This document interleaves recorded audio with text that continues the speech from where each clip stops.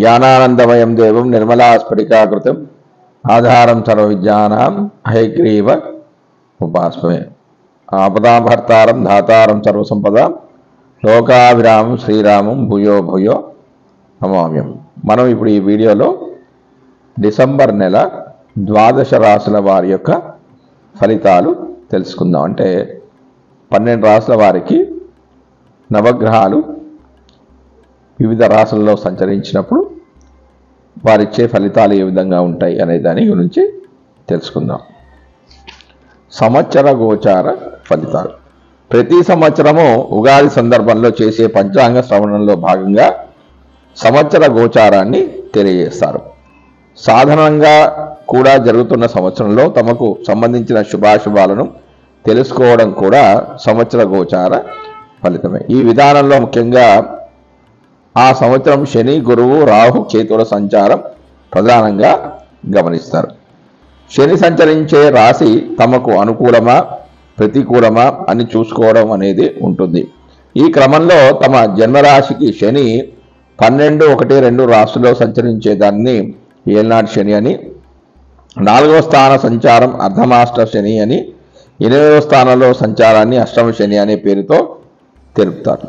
ఈ కాలాల్లో విశ్రాంతి లేకపోవడం, శారీరకమైన ఇబ్బందులు, ఆర్థిక ఇబ్బందులు, కుటుంబ కలహాలు, సౌఖ్యం లేకపోవడం, ఆకస్మిక నష్టాలు, అనారోగ్యాలు క్రమంలో తెలియజేయబడతాయి. శని యొక్క దృష్టిని కూడా పరిశీలించడం సాంప్రదాయం. శని తానున్న రాశి నుంచి 3, 7, 10 స్థానాలను చూస్తూ ఉంటాడు. ఆ రాశుల్లో తమ జన్మరాశి ఉన్నప్పటికీ జాగ్రత్తలు తీసుకోవడం అవసరంగా సూచిస్తారు.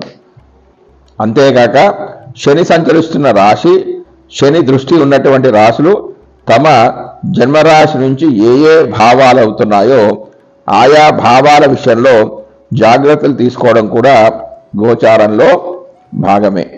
శని ఒక్కొక్క రాశిలోనూ 2.5 సంవత్సరాల సంచారం వల్ల ఈ గ్రహ ఫలితాలను అధికంగా గమనించడం సాంప్రదాయంగా ఉంది. సంవత్సర గోచార ఫలితాల అధ్యయనంలో శని ఫలితం చాలా కీలకమైనది. గురుగ్రహ సంచారాన్ని కూడా సంవత్సర గోచారంలో భాగంగా పరిశీలిస్తారు.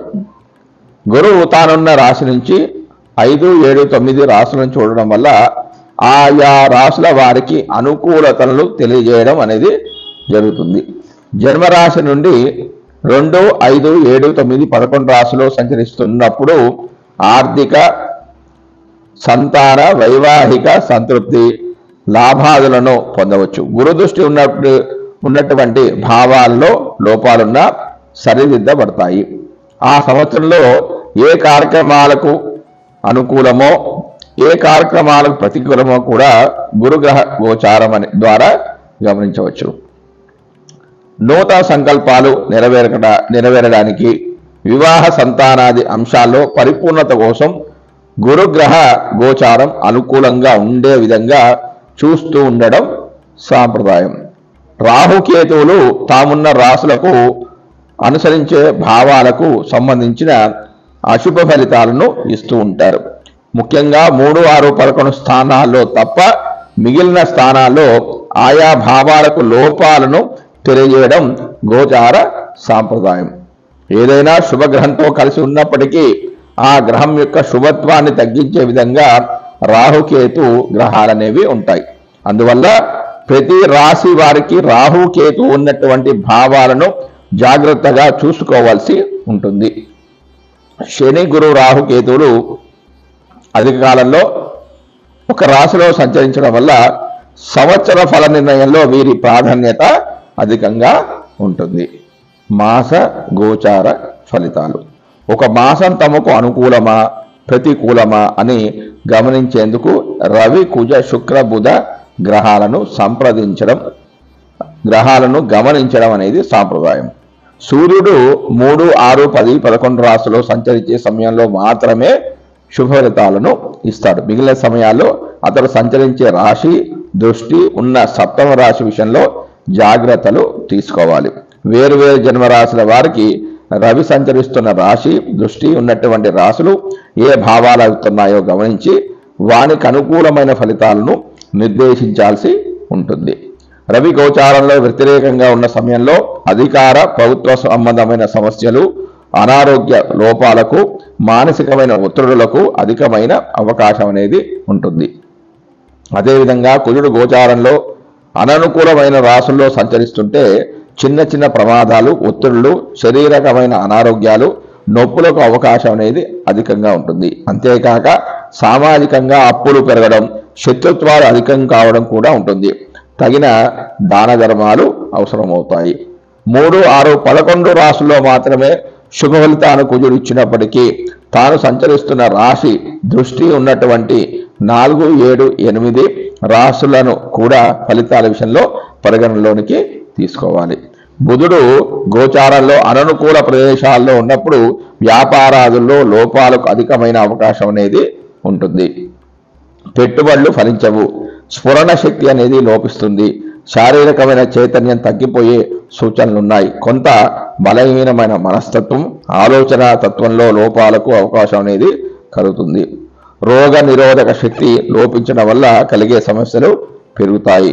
బుధుడు 2, 4, 6, 8, 10, 11 స్థానాల్లో శుభ ఫలితాలను ఇస్తాడు. తాను చూస్తున్న భావాలకు కూడా శుభాన్ని ఇస్తాడు. ఇక శుక్రుడు అధిక స్థానాల్లో గోచారీత్యా అనుకూలంగానే ఉన్నప్పటికీ బలహీనమైన గోచార ఫలితాలనిచ్చే స్థానాల్లో మనోభిష్టాలు నెరవేరక ఇబ్బందులు పడుతుంటారు. శుక్రుడు ఒక రాశిలో సంచరించే కాలంలో మానసిక వ్యవహారాలు, ఆకర్షణలలో లోపాలు, ఇబ్బందులకు అవకాశం అనేది ఉంటుంది. అవగాహన లోపాలుంటాయి. శరీరంలో హార్మోన్ల లోపాలు ఏర్పడతాయి. సమతుల్యమైన భావాలు దెబ్బతింటాయి.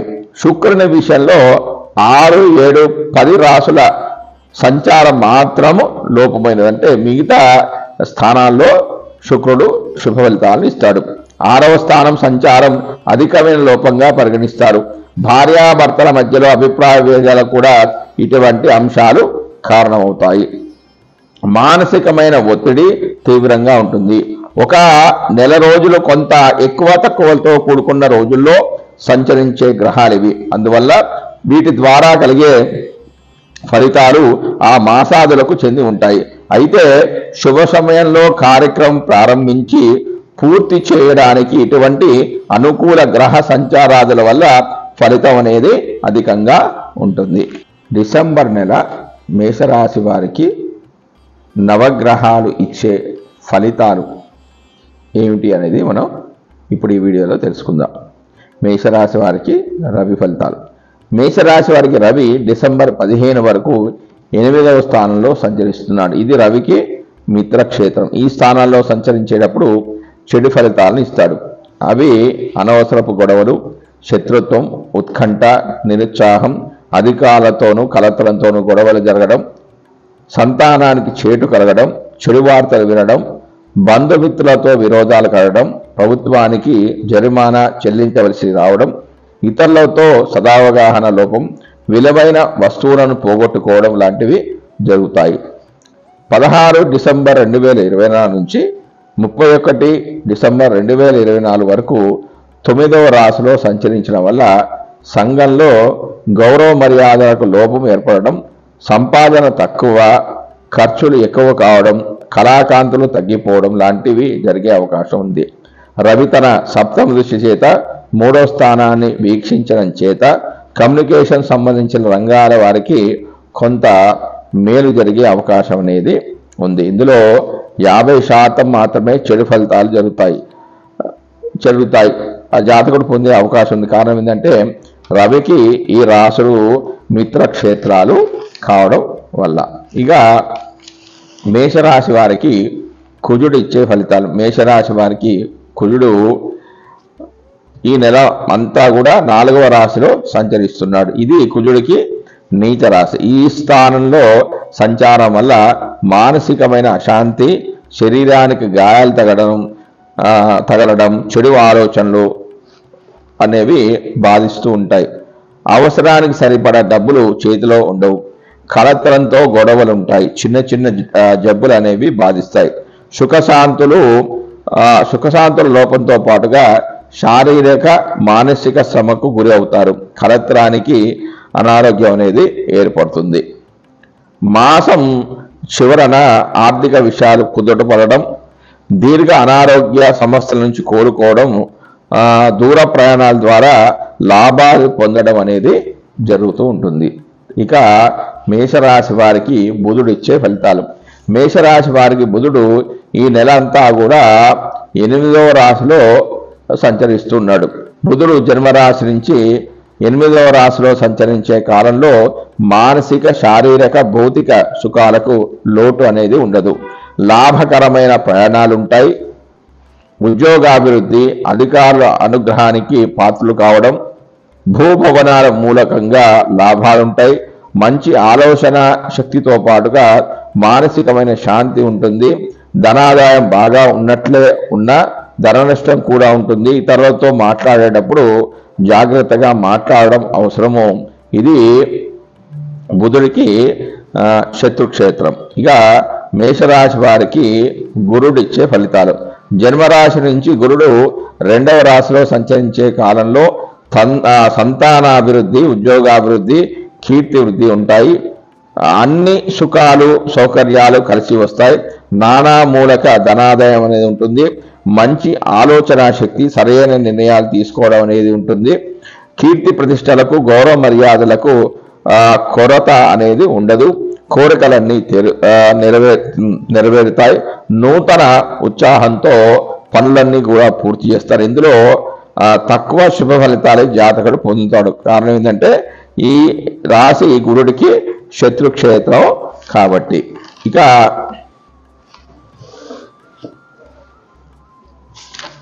ఈ రాశికి 12వ రాశిలో రాహు యొక్క సంచారం వల్ల, అంటే 2వ రాశికి వేదస్థానమైన 12లో రాహు యొక్క సంచారం వల్ల కొంత మూర్ఛ వ్యాధి, పిశాచ పీడ, మతద్వేషము, మానసిక అశాంతి, కలహం మొదలైన ఫలితాలు కలిగే అవకాశం ఉంది. గురుడు తన ప్రత్యేక దృష్టి చేత 6, 8, 10 స్థానాలు వీక్షించడం వల్ల ఆ భావాల్లో ఉన్న లోపాలను సరిదిద్దుతాడు. వ్యాధుల తీవ్రతను తగ్గించడం, ఖర్చులను నియంత్రించడం, క్రమశిక్షణను అలవాటు చేసుకుంటారు. చేసే పనులనేవి జాగ్రత్తగా చేసేటట్టుగా కూడా చేస్తాడు. ఇక మేషరాశి వారికి శుక్రుడు ఇచ్చే ఫలితాలు. శుక్రుడు జన్మరాశి నుంచి 10వ ఇంట్లో సంచరించే కాలంలో నివాస స్థలానికి దూరంగా సంచరించడం వల్ల ఎన్నో కష్టాలను ఎదుర్కొంటారు. వేళకు సరైన భోజనం అనేది ఉండదు. వృత్తిలో కష్టాలు ఉంటాయి. ప్రతి విషయంలో అడ్డంకులు ఉంటాయి. మానసిక అశాంతికి గురవుతారు.